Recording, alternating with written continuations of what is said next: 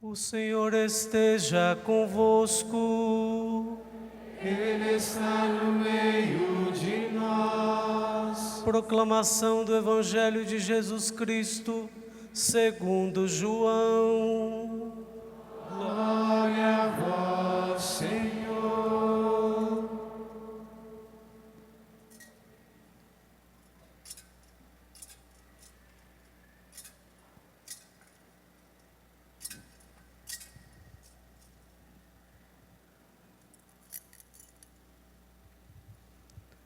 Naquele tempo, disse Jesus aos seus discípulos: Se o mundo vos odeia, sabei que primeiro me odiou a mim. Se fosseis do mundo, o mundo gostaria daquele que lhe pertence.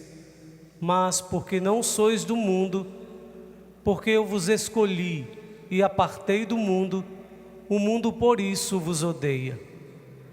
Lembrai-vos daquilo que eu vos disse: o servo não é maior que o seu senhor. Se me perseguiram a mim, também perseguirão a vós. Se guardaram a minha palavra, também guardarão a vossa.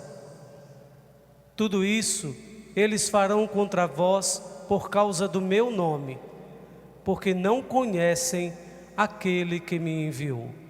Palavra da salvação. Glória a vós, Senhor.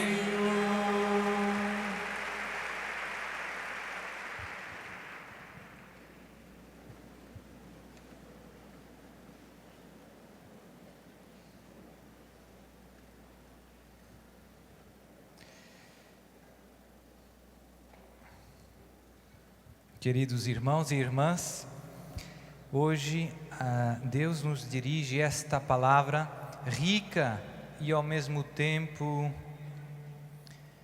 exigente.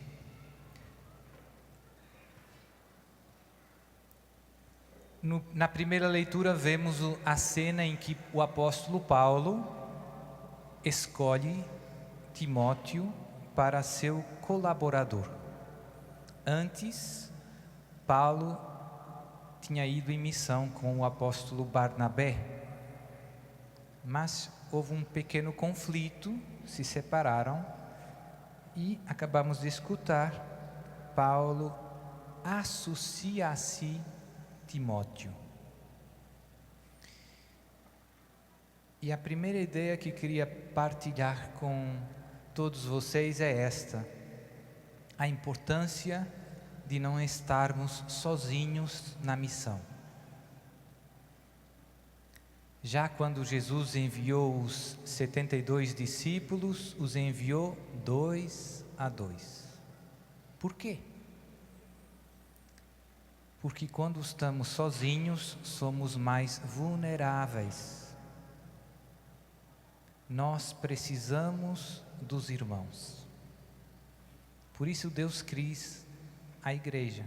A igreja é uma grande família. Deus sabe que temos necessidade da ajuda dos nossos irmãos na fé. E se você tem uma missão especial, como teve o apóstolo Paulo, ainda mais importante é essa presença dos irmãos, para que você possa perseverar na sua vocação até o final. Deus sabe que se estivermos sozinhos, com facilidade nos confundimos, nos desviamos do caminho. Então vemos sempre no Novo Testamento os discípulos reunidos e enviados também com outros colaboradores. Nós precisamos da presença dos irmãos na nossa vida para sermos fiéis à nossa missão. Então essa é a primeira ideia que eu queria sublinhar. Hoje, às vezes, a vida da paróquia, eu também sou pároco, eu vejo que não chega, não é suficiente para que os cristãos se sintam acompanhados pelos seus irmãos na fé. E por isso, se possível, eu aconselho participar em algum grupo de oração, em alguma comunidade, em alguma obra de evangelização. Porque às vezes não chega a ir lá na missa no domingo. Você precisa de conviver. A palavra conviver é viver com os seus irmãos na fé. Esse evento é uma experiência de convivência. Estamos vivendo juntos este acontecimento de graça. Então, você pense como está vivendo esse ponto. Eu tenho caminhado na fé com a ajuda dos meus irmãos? Me deixo ajudar?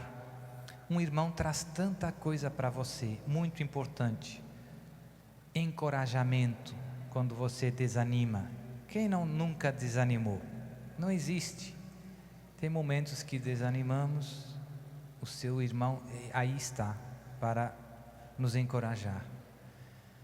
Às vezes nos desviamos, temos planos, ideias que até parecem boas, mas nos desviam e os nossos irmãos nos corrigem. Como é preciosa a correção de um irmão, feita com amor, e como é decisiva. Paulo, até nos Atos conta, né? Paulo, Pedro, quando foi a Antioquia, estava simulando, já não está junto com os pagãos, está com os cristãos que vinham dos judeus, e Paulo repreendeu Pedro, porque não estava procedendo bem. Como é preciosa a correção dos nossos irmãos na fé. Nós até devíamos pedir aos nossos irmãos: queridos irmãos, me corrijam. Por quê? Porque todos temos tantas coisas onde podemos melhorar. E com frequência os outros que convivem conosco enxergam bem melhor os nossos defeitos, os nossos problemas de temperamento, de caráter, de atitude. E tem tanta coisa, muitas vezes são coisas pequenas, mas tem tanta coisa que nós próprios não enxergamos. Então, se você tiver irmãos, os irmãos podem ajudar você. É verdade que tem muita gente que nos conhece, mas na hora de corrigir não tem coragem. Mas eu vou dizer isso, mas quem sou eu para corrigir os outros? São Tomás de Aquino fala da correção fraterna e diz que é um ato de caridade. Jesus no Evangelho diz: se tu vires o teu irmão pecar, vai ter com ele a sós e corrige. Então Jesus quer que nós ajudemos os nossos irmãos a caminhar na fé, a chegar à santidade. E mesmo que eu tenha muitos defeitos, isso não desculpa você de essa obra de caridade, de essa obra de misericórdia. É o amor que leva você a falar. Quando você vê o seu irmão em perigo, se for uma coisa grave, você tem mesmo que falar. Se for uma coisa mais leve, você deve falar, porque ama. E você quer que o seu irmão não só seja uma boa pessoa, mas que seja santo. Então eu agradeço muito todos aqueles irmãos que me corrigiram e que me ainda corrigem hoje. E tem alguns que são outros sacerdotes, tem alguns que são irmãos leigos, que me dizem: Padre Duarte, o Senhor tenha juízo, porque todos temos necessidade. Se possível, devíamos agradecer quando alguém nos corrige com amor. Por que tantas pessoas têm medo de corrigir e ajudar os irmãos? Porque muitas vezes a nossa reação é má, é negativa. O orgulho, a soberba nos leva muitas vezes a rejeitar as correções. Alguém se aproxima: Padre, o senhor está muito preguiçoso, nunca chega a horas na missa. E eu fico bravo: não é verdade. Então as pessoas tem medo, né? Mas mesmo nos casos mais complicados, devemos pedir a Deus coragem para... É verdade que não basta corrigir, é preciso corrigir com amor, com delicadeza, com humildade, sabendo que nós próprios somos fracos e caímos, e sem ira. Às vezes, quando estamos zangados, alguém nos machuca e nós queremos corrigir na hora. Você não tem direito de falar assim comigo. Essa correção, levada pela ira, acaba não ajudando o irmão. Às vezes é mais útil uma palavra com amor, curta, do que 30 minutos de discussão, em que ninguém muda. Então é preciso pedir a Deus essa graça de poder tornar a verdade, aquela correção, doce para o irmão, sabendo que naturalmente não é fácil ser corrigido. Pedir a Deus a graça de dizer o que eu tenho que dizer do modo mais fácil para o irmão acolher essa correção e se deixar ajudar na sua caminhada para Deus. Segunda ideia da primeira leitura, muito bonita, é São Lucas está sempre mostrando como é o Espírito Santo que guia toda a evangelização. E aqui tem várias vezes ele diz que Paulo queria ir para um lado, mas o Espírito Santo não deixava. Paulo e Timóteo atravessaram a Frígia e a região da Galácia, pois o Espírito Santo os proibira de pregar a palavra de Deus na Ásia. Chegando perto da Mísia, eles tentaram entrar na Bitínia, mas o Espírito de Jesus os impediu. 2 vezes o Espírito Santo dizendo não. Então atravessaram a Mísia e desceram para Troade. Durante a noite Paulo teve uma visão, vem para a Macedônia. Depois dessa visão procuraram partir e foram. Então essa atitude também é bem decisiva na vida do cristão. Ser dócil ao Espírito Santo. O segredo da santidade se pode resumir nessa frase: é santo quem é dócil ao Espírito Santo. Paulo, cheio de fé, cheio de zelo pela salvação das almas, queria ir. Mas a leitura nos mostra que 2 lugares onde Paulo queria ir pregar a palavra de Deus, fazer uma coisa tão boa, não estavam nos planos de Deus. Ou seja, até com boas intenções, nós nos podemos desviar do plano de Deus. Essa é uma verdade importante.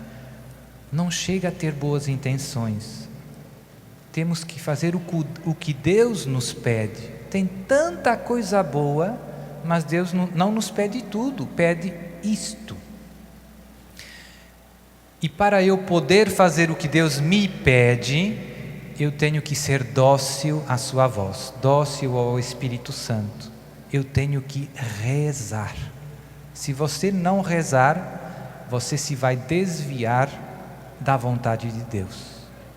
Porque é na oração que Deus nos revela com mais frequência. Tem outras vias, tem a obediência, tem a palavra, mas Deus normalmente nos mostra a sua vontade através da oração.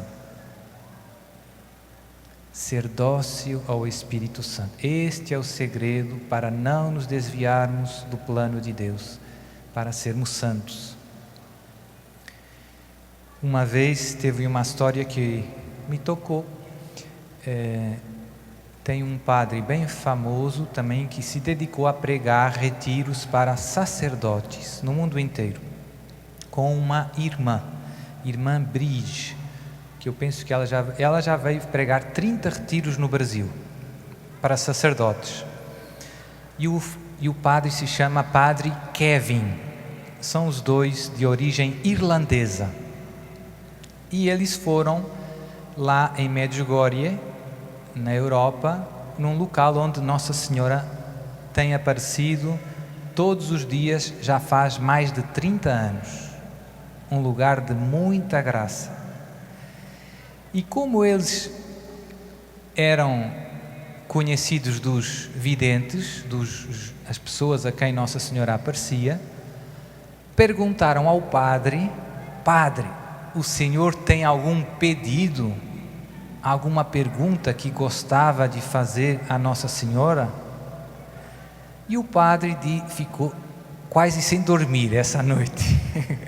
Nossa, o que é que eu vou perguntar a Nossa Senhora? Então escreveu num bilhete, entregou para o vidente, que tinha a aparição no dia seguinte, e foi rezar com fervor, né? E no final ele voltou e disse para o padre: Padre, Nossa Senhora me pediu para lhe dizer que a sua pergunta e todas as outras suas perguntas, Deus lhe vai responder através da oração. Então nós às vezes temos dificuldade em perceber que Deus nos fala todos os dias. Às vezes nós falamos com Deus, dizemos um montão de coisas, mas é importante também aprender a fechar a boca e deixar Deus falar.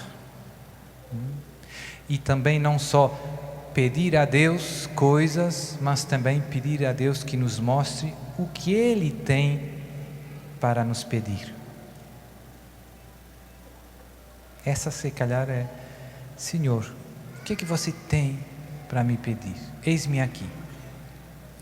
Então, na oração, Deus nos mostra a sua vontade. É decisivo aprender a rezar bem, a escutar a voz de Deus, todos os dias. É um caminho, não há receitas infalíveis, o importante é ser sincero, abrir o coração. Deus sempre nos responde e sempre nos guia. E no Evangelho, Jesus hoje diz uma frase assim, que nos deixa um pouco menos tranquilos, que é: o servo não é maior que o seu senhor. Se me perseguiram a mim, também perseguirão a vós. Valha, oxe, nossa, é mesmo, Padre? Se me perseguiram a mim, também perseguirão a vós. Porque, infelizmente, todos nós temos essa tendência para uma vida cômoda, tranquila, sem problemas, tudo no seu lugar, plano de saúde, os meninos na escola, tudo certinho. E quando alguém nos fala de sofrimento e de perseguição, com frequência muitas pessoas dizem: não estou interessado. E Jesus está dizendo: meu irmão, se você me quiser seguir de verdade, o discípulo não é mais que o mestre. Se me perseguiram a mim, perseguirão a vós. Então, seguir Jesus, se nós nos decidirmos, e todos nos decidimos a seguir Jesus, não nos deve surpreender quando a perseguição bate à porta. Não existe cristão sem cruz. O mundo às vezes tem gente que tenta encontrar como eu dizia hoje de manhã Tony Allison, um cristianismo light. Jesus sim, alegria, festa, né? Mas cruz não, perseguição não. Não quero deixar a minha vida cômoda. Então, estas pessoas com frequência encontrarão conflito na sua vida. Por quê? Porque tem momentos em que, por sermos de Jesus, encontramos problemas. E a coisa bonita é que os primeiros apóstolos não se deixavam entristecer com os problemas, mas se alegravam. Os apóstolos foram presos por pregarem Jesus, foram chamados ao sinédrio, foram proibidos. Pedro disse: nós não vamos ficar calados. Foram açoitados, e diz o evangelista, diz São Lucas, que saíram louvando a Deus por serem dignos de sofrer pelo nome de Jesus. Essa fé temos que pedir para nós todos os dias. Tem gente que pensa que hoje os cristãos não são perseguidos. Não é verdade. Nunca, em nenhum momento da história da humanidade, a perseguição aos cristãos foi tão forte como é hoje. No século XX, foi o século em que morreram mais cristãos por causa da sua fé. Desde que Jesus veio até hoje, o século XX foi o século em que morreram mais cristãos.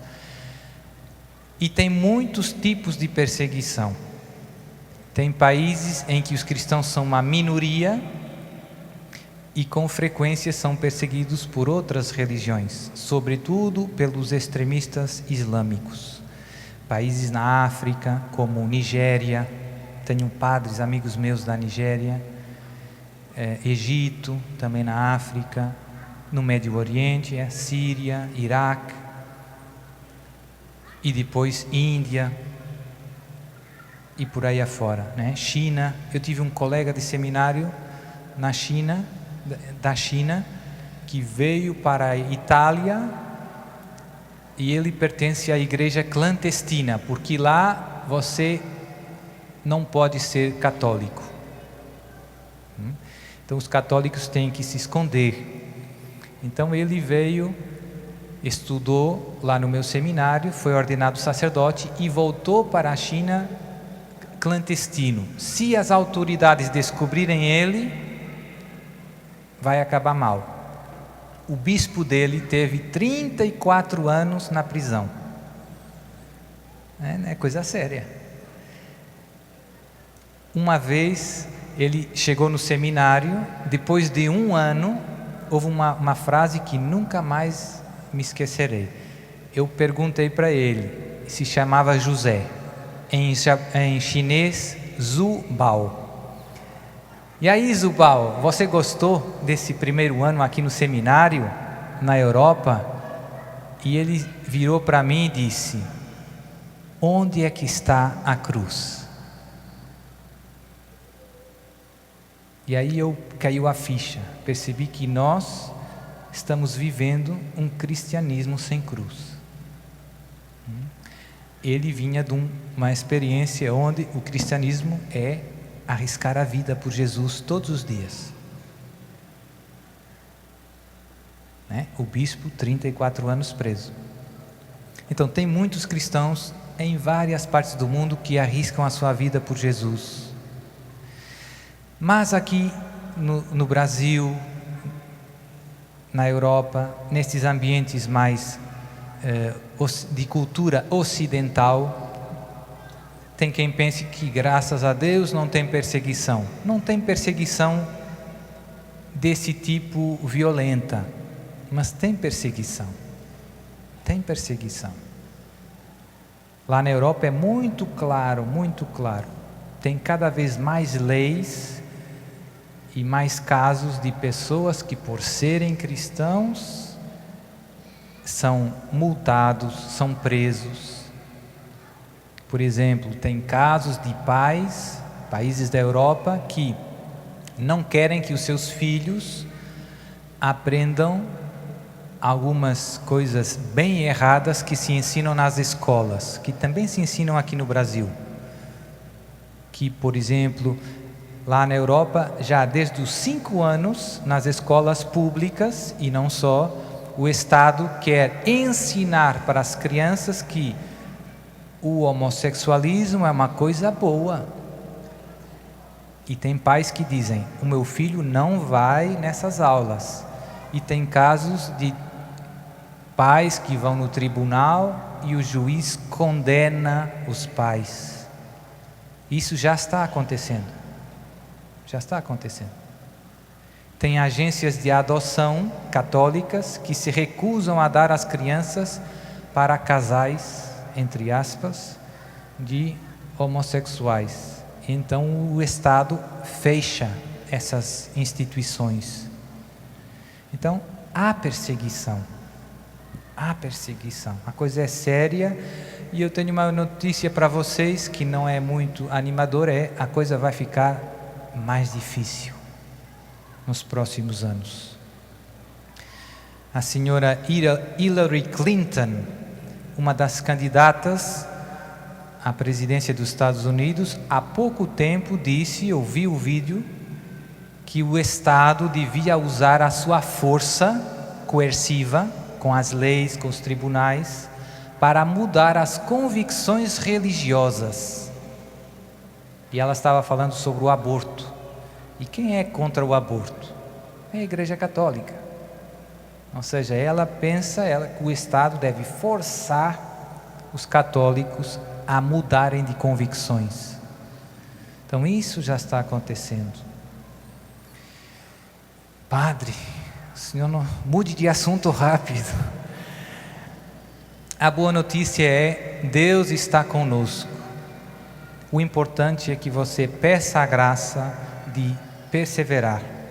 Jesus disse, quando o Filho do Homem voltar, encontrará fé sobre a terra? Esse é o drama do mundo em que vivemos. É a grande crise de fé. Então temos que pedir a Deus, nós que recebemos o dom da fé, a graça da coragem. Da coragem. Cá no Brasil, recebi também uma grande graça de uma criança bem pequena, penso que tinha 7 anos. E foi impressionante. Num evento, lá perto de João Pessoa, esse jovem veio falar comigo e disse, Padre, eu tenho que falar com o Senhor. Então fui falar com ele e ele me disse, Padre, quando nos perseguirem, eu não me vou dobrar. Uma criança de 7 anos. E se virou para mim e me perguntou, e o Senhor?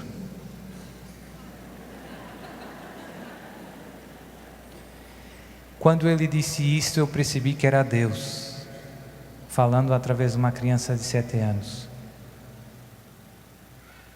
Isso é porque é um coração dócil ao Espírito Santo. Ainda agora, não sei como é que diz cá, me arrepio quando falo nessa história. Então, digo isso não para nos assustarmos, mas para nos prepararmos. Deus está derramando graças muito especiais nesses últimos tempos, nesses anos que estamos vivendo. Porque o combate se está fazendo cada vez mais duro, cada vez mais duro, cada vez mais duro. As águas se estão separando. Os amigos de Jesus e de Maria e os soldados do inimigo de Deus. As águas se estão separando. E o combate vai subir, pouco a pouco, de intensidade. Então temos que nos unir, rezar, pedir a Deus a graça da fortaleza para testemunhar a nossa fé até ao fim. E em grego a palavra testemunha se diz mártir. Pedir a Deus a graça, ninguém tem a força, é graça. A graça de testemunhar a nossa fé até o fim. Infelizmente, tem muita gente que, por amor às comodidades deste mundo, acaba dizendo, eu gosto de Jesus, mas não estou disposto a isto. Então, quando tem que fazer uma escolha difícil entre a sua fé e as comodidades da vida, acaba por fraqueza, por medo, cedendo e negando a sua fé. Isso já acontece, por exemplo, no trabalho. Às vezes tem alguns casos de pessoas que, porque são corajosos, são despedidos do trabalho. Simplesmente despedidos do trabalho. Então, peço hoje a Jesus e a Maria que nos preparem para esses tempos difíceis que já começamos a viver e que também nos usem para ajudar os nossos irmãos. Não é hora de distração, de brincadeira, de dissipação. Está muito em jogo. Assim como Jesus sofreu a sua paixão e a morte, agora chegou o momento em que o seu corpo místico, toda a igreja, vai experimentar o mistério da Páscoa de Jesus.